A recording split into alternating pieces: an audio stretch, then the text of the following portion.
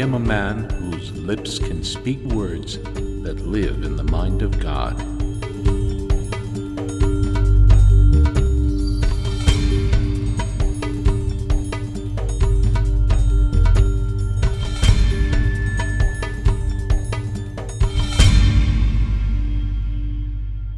I wanted to introduce to you the dynamic duo of Alice Camille and her real-life niece, Sarah Showalter. Sarah, you want to stand just for a second?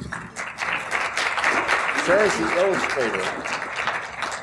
When they brought this book to me, I didn't quite know what to expect because I knew it was illustrated, and I knew it wasn't for kids. So I was trying to think, well, what is it? And really what it is a new approach to how to have people understand the scriptures. So it's an adult book. As a matter of fact, on the back cover, I get to do the back cover. A lot of people don't know that, but the publishers get to do the back cover. And I said, well, I only want one thing on the back cover. Well, we put a nice piece of Sarah's art. But we also put an illustrated autobiography of Isaiah for adults. I learned more about Isaiah from working on this book and reading it than I knew in all the other stuff that I studied about Isaiah in the Old Testament. Okay, so I really got a new appreciation and understanding of Isaiah. And Alice is going to talk a little bit about how they came to this idea. So, without further ado, what I'd like to do is ask Alice to come up and talk about how she conceived this book and how the two of them put it together. Alice, Camille.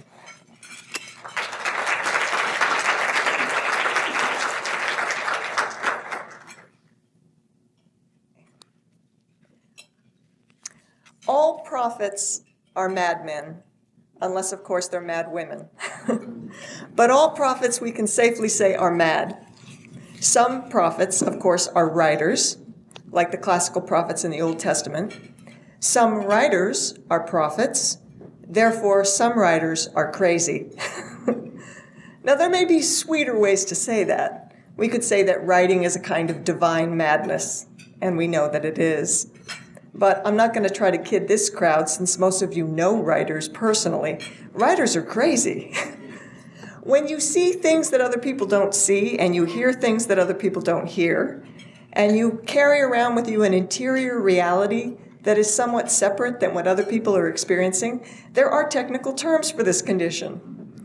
One way to express this particular affliction is through literature, and another is through the realm of prophecy. Now, writing is a profession that invites divine self-delusion, because writers play creator. Every book is an act of creation. Maybe not ex nihilo creation, but what the heck?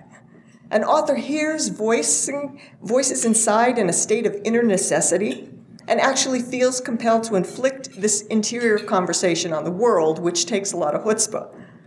So this condition that might be considered certifiable in another person is called artistic license in the writer. To write a book is an arrogance. Such absolute power corrupts absolutely and makes every writer, not to mention every publisher, somewhat mad.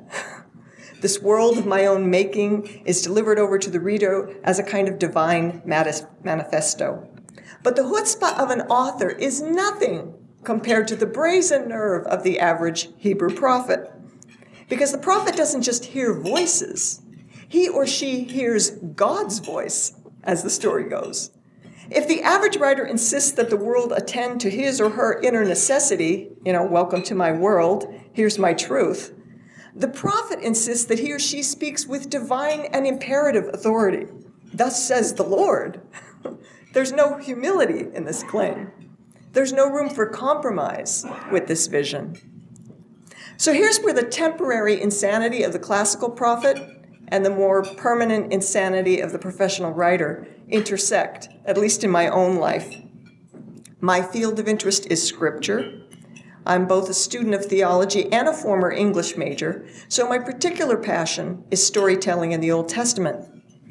And some years back, as I was writing for a religious periodical, they asked me to do 2 complete issues of a biblical journal on the subject of Isaiah's prophecies. Well, if you're going to write 80 pages of material, you know you have to read hundreds more first. So I spent 6 months immersed in the study of prophecy in general, and Isaiah in particular, preparing for the assignment. Isaiah became my constant companion, the voice in my head for a very long time. Now, many of you know that Isaiah is a rather long-winded prophet, 66 chapters in his book, which most scholars believe were actually written by 3 different people in 3 different generations. Possibly even 3 schools of thought are represented in the book of Isaiah. As a church-going person, I knew Isaiah primarily as the prophet of Advent. After all, he predicts the coming of Emmanuel, Prince of Peace. And we're all familiar with those beautiful prophecies. We hear them every Christmas. The people who walked in darkness have seen a great light. For unto us a child is born, a son is given. So I knew Isaiah as this premier prophet of Advent, but I also knew Isaiah as the prophet of Holy Week, because he reveals and perhaps personally endures the misery of those suffering servant songs, the one who is crushed for our offenses and bears the punishment that makes us whole, and by his wounds we are healed. Spending a good part of a year reading Isaiah, the magnificent history that's the background of his generation, or more accurately, his 3 generations, all began to color his prophecies for me. I felt like I'd come to know the man behind the words. And it was funny that all my years as a Catholic, I'd never seen him standing there before, and yet there he obviously was. And then one day, he spoke to me. It was at the Los Angeles Religious Education Congress back in 2009. How many of you go to LA Congress? Some of you have been there. Well, I was sitting in the middle of somebody else's talk on a completely unrelated topic, and I heard this voice in my head quite clearly. And the voice said to me, I am a man whose lips can speak words that live in the mind of God. It was Isaiah talking. I recognized his voice. I am a man whose lips can speak words that live in the mind of God. So I wrote it down, what the voice said. I felt compelled. I felt actually what the writing prophets of the Old Testament must have felt when unbidden words came to them. You write them down. It would be almost a form of blasphemy to do anything less. Well, after the conference, I put that notebook away. But all that spring, I experienced a series of nights in which I woke up to hear that voice in my head again, telling me his story. And with each of these nocturnal visitations, I would get up without even bothering to turn on a light and writing on a piece of paper and going back to bed. And I would wake up in the morning, and there was all this handwriting, almost inscrutable handwriting on pieces of paper, and I would immediately transcribe them before it was lost. I started an Isaiah file on my computer. I didn't really know what else to do.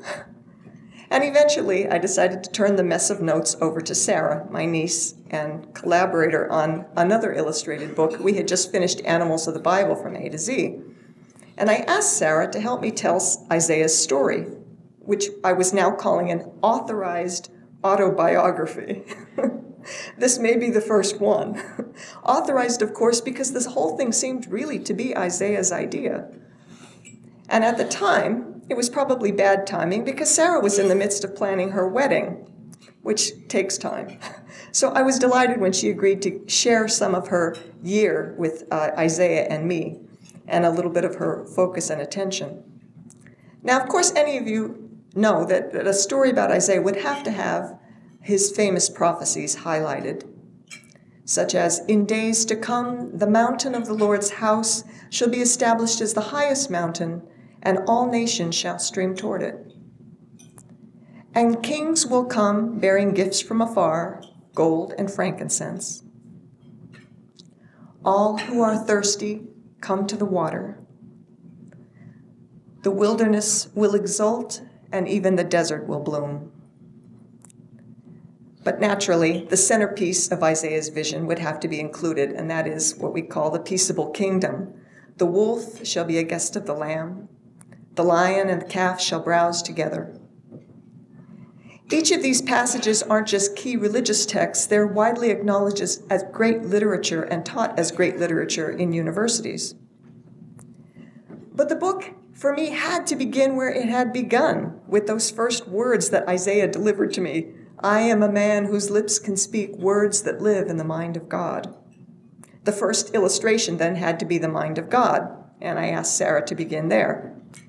Now, as a professional religious educator, and I could say late channeler of prophets, I thought this would be an easy assignment. The mind of God, I mean, think of the possibilities. But for Sarah, an art teacher on a military base in South Korea at the time, Sarah, who was simultaneously planning her wedding and probably had not spent years of her life contemplating the great God questions, for Sarah, imagining the mind of God was not exactly that obvious. The first picture in our book ends up being one of the last pictures that Sarah produced. Not that she wasn't trying. Sarah did produce the mind of God for me on demand at least 8 times. And I'm happy to say most of those images made it into the book that you'll be able to hold in your hands today. Now, Sarah and I started with certain ground rules about this book.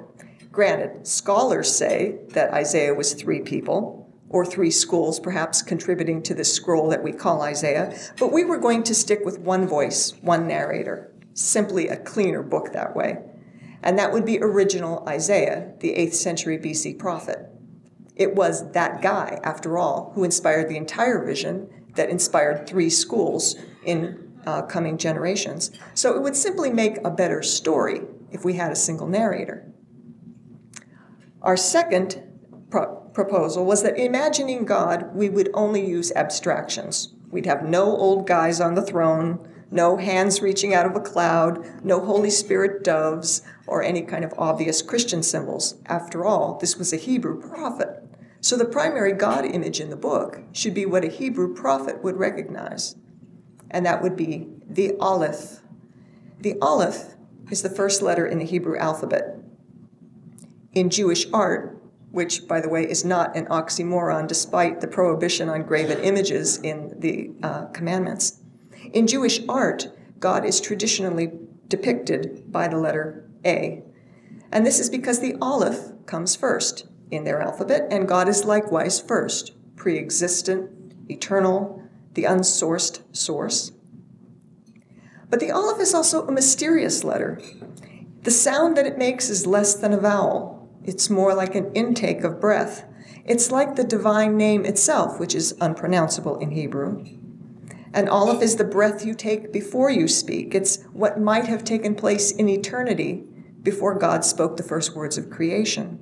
So the Aleph is the fullness of energy in the divine lung before God actually speaks and the entire world as we know it comes into being. So it's a natural image for God, and it's a natural image for prophecy.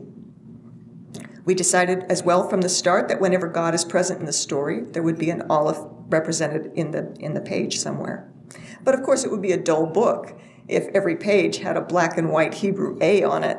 So something wonderful would have to surround this letter. And this, I felt sure, was Sarah's exciting task as the official illustrator for the mind of God. And here's Sarah's first attempt at depicting that mind. Now, my reaction when I saw this image was admiration, because this image reveals radiance and energy and dynamism. But as the signature encounter of the prophet with his God, it didn't seem quite right to me, because this is going to be the first illustration in the book, remember. The prophet is saying, hello, I'm a prophet, welcome to my world. What we needed, we thought, was something quieter, more mysterious, something that evokes holiness and awe and a kind of fall-on-your-knees reverence, the same feeling you get when you walk into a cathedral, perhaps. Now, this first image is powerful. It depicts God in action, but what Isaiah first knew was divine presence, something settling on the prophet with all the gravity of a mountain and with the vastness of the cosmos. Now, what's great about a creative collaboration, which you don't usually have when you're writing a book all by your onesies, is that you've got 2 imaginations working on it in tandem, which is a very rich process. But Sarah and I also have going for us that we're also family. I mean, I'm her mother's sister. So we have a real respect for what the other person does. On the one hand, we're partners in a business collaboration, but that's not all we are. That's not primarily what Sarah and I am. So my commitment to her is that nothing created is ever lost. When I looked at this image and I, thought of it as a kind of a smack, pow, bam, Batman and Robin mind of God, it ends up being exactly what's needed later in our story when Isaiah relives the miracle of the great siege of Jerusalem. It works brilliantly on the page there because it displays a kind of muscular divinity that you need in the heat of battle. So we decided to hang on to the image until later, and we kept moving forward. And in the meantime, Sarah gamely went to work on Mind of God number 2. Now, if the first mind reveals a lot of in-your-face dynamism, this mind number 2 is more subtle and insinuating. It insinuates the great Feast of Pentecost, which we just celebrated, with its branding fire, not to mention the burning bush god of Sinai, and the pillar of fire in the Exodus desert. Sarah was certainly following my desire to reveal the divine as a mysterious being.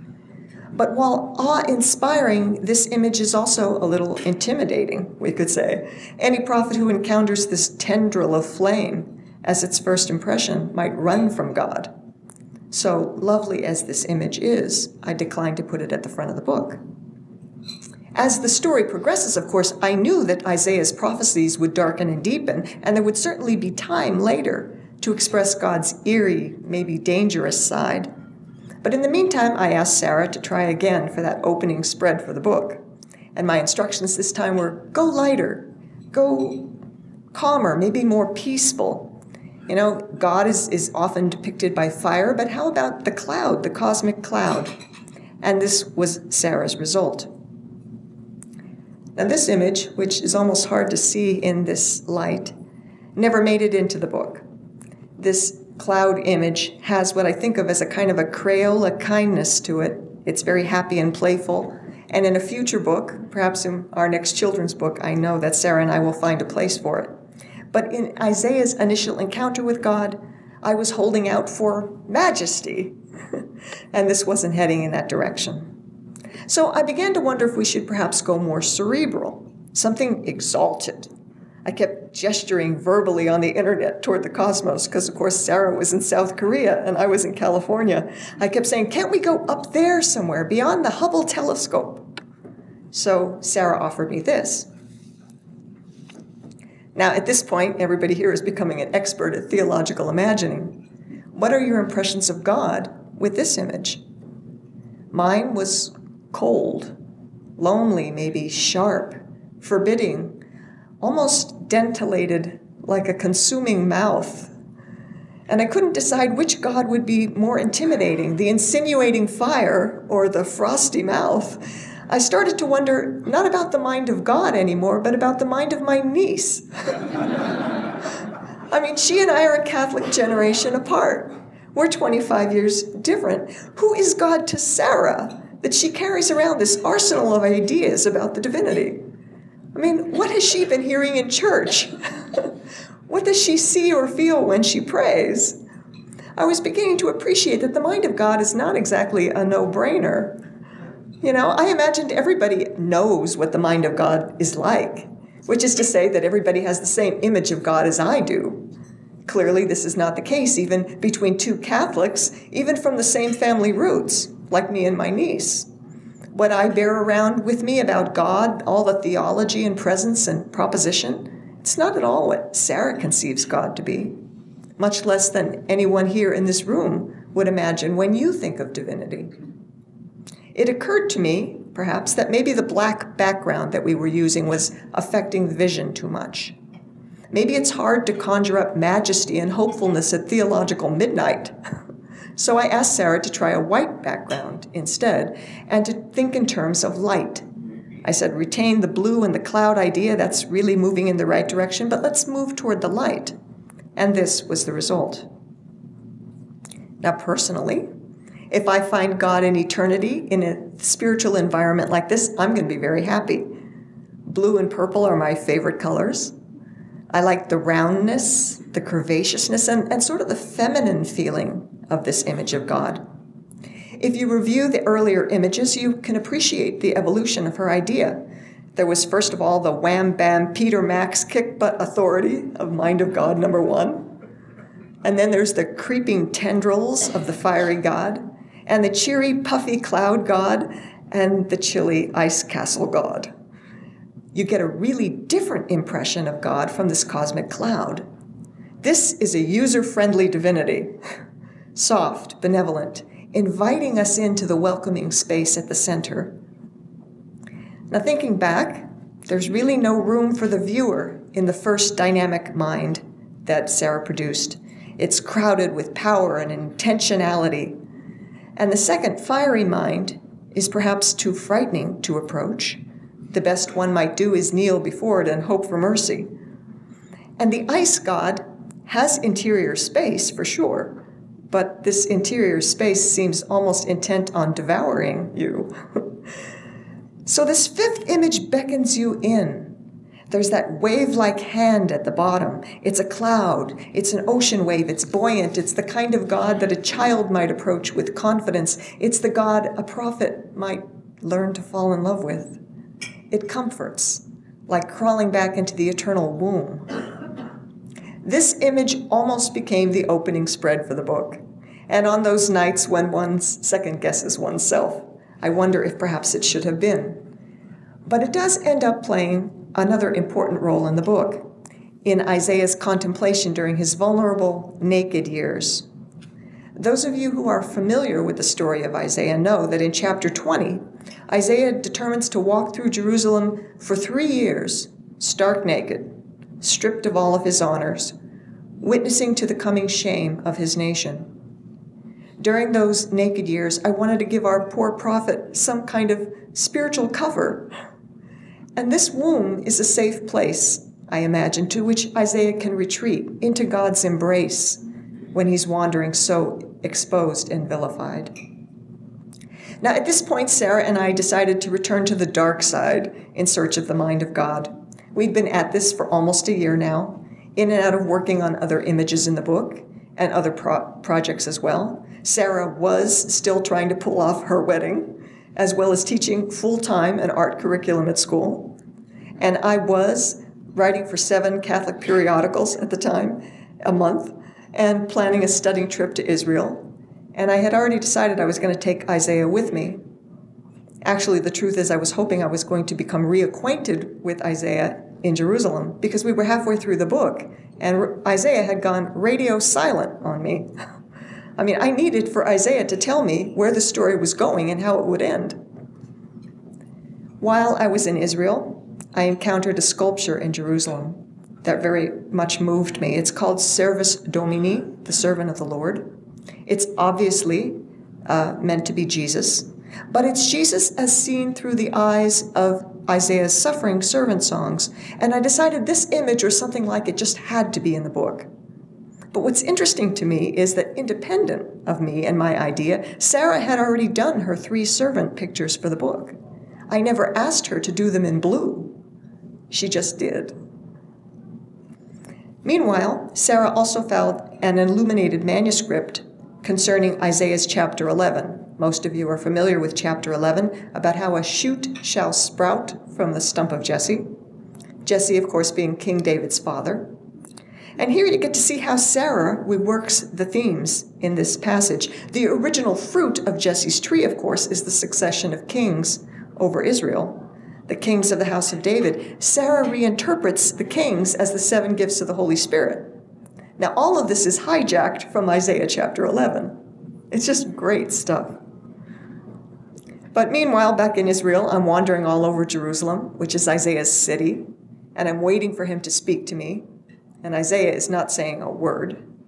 But I was hearing voices in Jerusalem, female voices this time. Ruth, for example, one of my favorite biblical women, started talking to me in Jerusalem. And she said, "The year the men died was hard for us." I wrote it down. And then biblical Judith started speaking to me, and she said, "They call me the holy woman. I have always attracted more attention than I mean to." And then Tobias from the book of Tobit said that his book should have been called My Father, the Angel, My Bride, and Me. And John of Patmos told me that his book should have been called I, John. I took notes all over Israel. I came back with 15 more book outlines, but Isaiah didn't say a word. Back in the States, Sarah was still wrestling down the mind of God faithfully, and she showed me attempt number 7. Now, it's clear here that Sarah is really attending very hard to the vision. She's way out in outer space, exactly where I asked her to go, way up past the Hubble telescope. She's creeping through some theological black hole of eternity here. And the vision is grand and formidable and cerebral and mysterious. It is everything I am asking for. And I just love this image. I desperately wanted it in the book, but not on the first page. It just seemed too dark and too grave. And meanwhile, it must be said that my sister, Sarah's mom, was starting to get on my case about this book. She started to indicate that the misery I was causing her daughter had to end soon. You have to finish the book, she said. You have to compromise with Sarah about the mind of God. Of course, compromise doesn't come easily, not to prophets, and certainly not to writers. Asking Sarah to try again, though, seemed downright mean. I wanted to be the nice aunt, but I was becoming the impossible to please boss. How could anyone, after all, be expected to download what's in my mind about the divine mind? Is it possible, I began to wonder, to convey to another person the contents of what you and I mean by spirit? Could a book that attempts to do precisely this, to convey what Isaiah knew as life inside the mind of God, could such a book possibly succeed? It seemed vital, crucial to me that Sarah and I could get this idea right, because if we were going to ask readers to follow us into this premise, we had to at least be able to come to a common understanding of what the mind of God is. And then there were 3 of us in this game, really. There was Sarah and me and Isaiah, and he was the one, unfortunately, who had the final say. I needed Isaiah to tell me, this is it. This is what it was like. At this point, we'd been on the project for 2 years. Sarah had moved from South Korea to another military base in Georgia. By now, she was married. Meanwhile, I moved from the low deserts of Southern California into the mountains of the high Sierras. And all this while, we were dragging the burden of the mind of God with us through all of these life changes. I started to doubt that I would even know what the mind of God looks like if we finally came up with it. Sarah's new husband, Toygar, is from Turkey. He was raised in a Muslim household, and so he entered into our theological debate as well. And he asked Sarah to consider God in terms of microcosm rather than macrocosm. Toygar said, when I think of the mind of God, I think of how he's mindful even of the smallest creatures.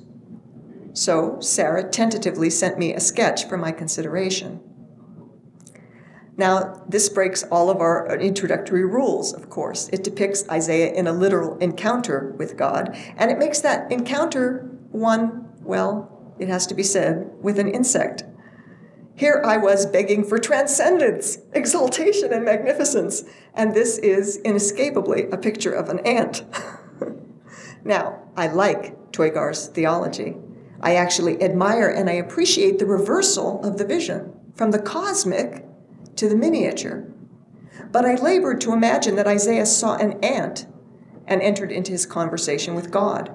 Now, the prophet Jeremiah, maybe, because those of you who know the story of Jeremiah know that he's always running after the God of the microcosm.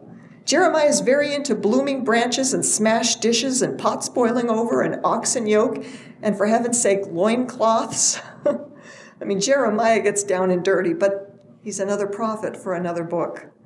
That's not this book. And yet, I remain convinced that it was Sarah's husband who got us back on track, because his was the breakthrough insight that our direction was perhaps 100% wrong. I was trying to push Sarah outward. Toygar was leading toward the inward journey.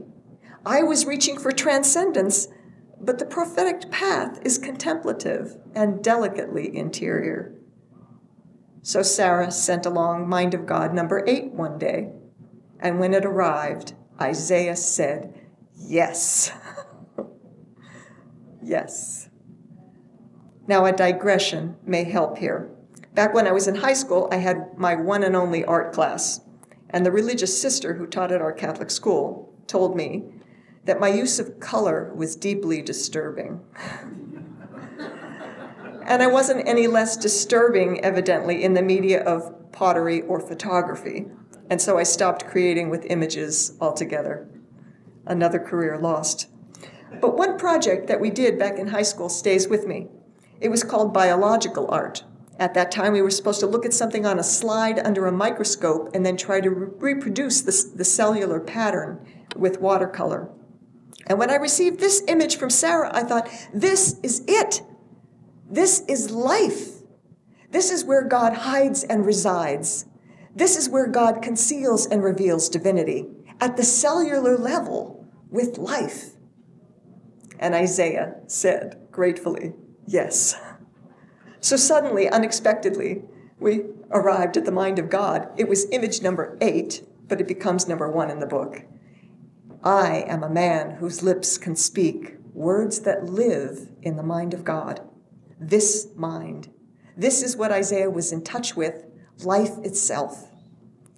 It was exhilarating to have arrived finally at the first page of our book. I said to Sarah, okay, quickly now, let's go to the last page, because on the last page is the daughter of the voice.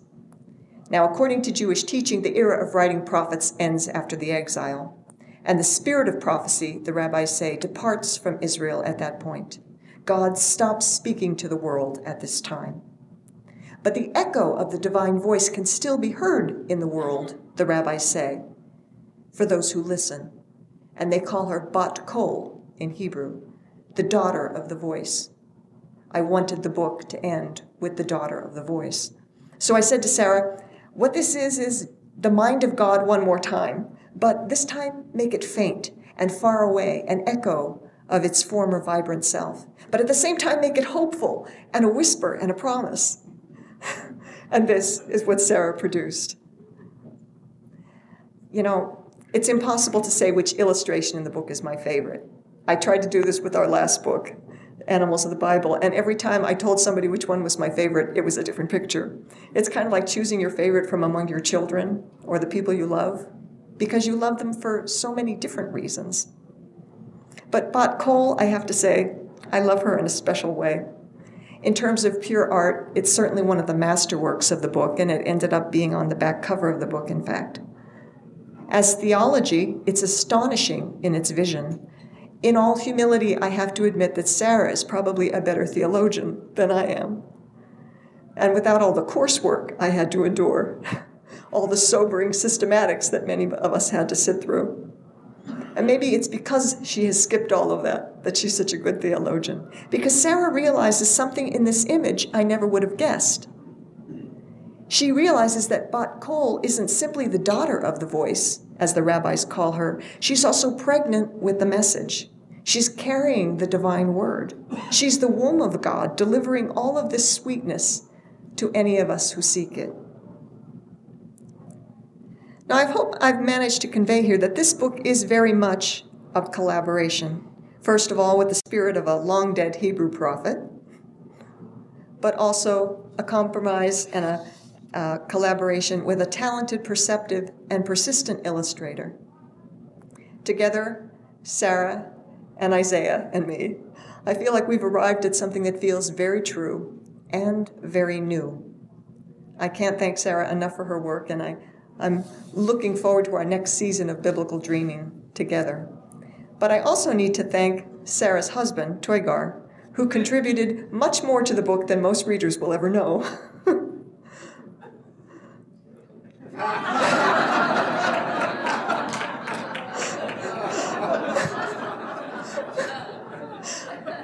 And I want to thank our publisher, Greg Pierce, at ACTA, because like any publisher, Greg is first and foremost a gambler. The risk he takes on this particular book is pretty extreme. I think we would all agree. I mean, he believes in Sarah and me, and that's nice. But he believes, perhaps more absurdly, in the power of a long-dead Hebrew prophet to capture a new and modern audience. And I hope he's right.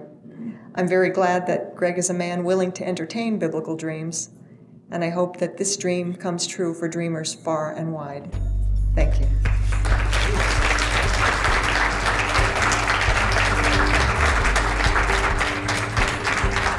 Thank you. So I called Alice up. I said, would you like to fly out to RBTE and give a half-hour talk about how a book is created? And this is what she came up with. So we have a copy of Isaiah for each of you in the back. If you would like either the author or the illustrator or both to sign them, I'm sure they'd be willing to do that. They're going to be around the rest of today. If you'd like to talk to them a little bit, then they're heading back to their various places where they live. But I want to thank you for coming, and have a great RBTE.